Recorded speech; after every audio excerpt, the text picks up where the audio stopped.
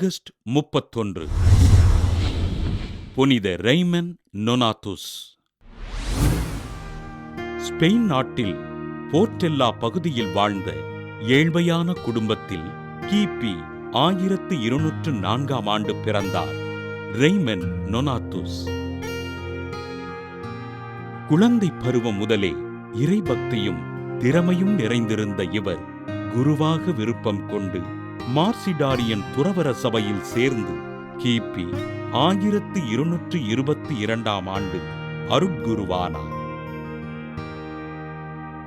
Moore இனத்தவரால் அடிமையாக்கப்பட்ட கிறிஸ்தவர்களை மீட்பதற்காக அல்ஜீரியஸ் பகுதிக்குச் சென்ற இவர் அடிமைகளாயிருந்த கிறிஸ்தவ மக்களை மீட்டெடுத்து இறைவனின் பணிகளைச் செய்தார்.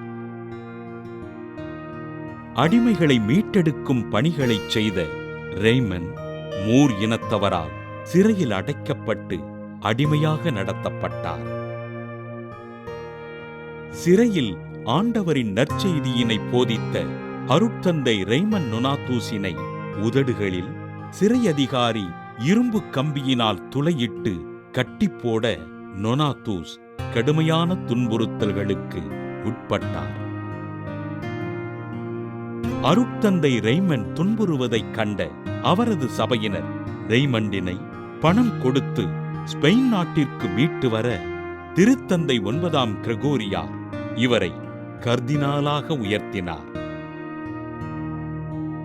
திருத்தந்தை 9ஆம் கிரகோரியாரின் அழைப்பின் பேரில் கர்தினால் ரெய்மன் நொனாதுஸ் ரோமைக்கு பயணமாக போகும் வழியில் கிபி 1240 ஆண்டு ஆகஸ்ட் 31 விண்ணகம் சென்றார்.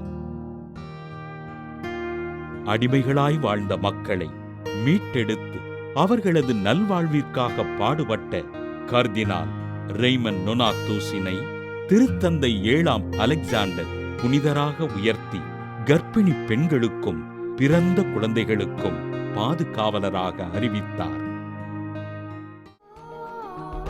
இன்று புனித ரெய்மன் நொனாதுஸின் திருவிழாவினை கொண்டாடுகின்ற நாம் குழந்தைகள் இறை ஞானத்தோடு வளரவும் உடல் நலத்தில் சிறந்து விளங்கவும் ஆண்டவரிடம் ஜெபிப்போம்.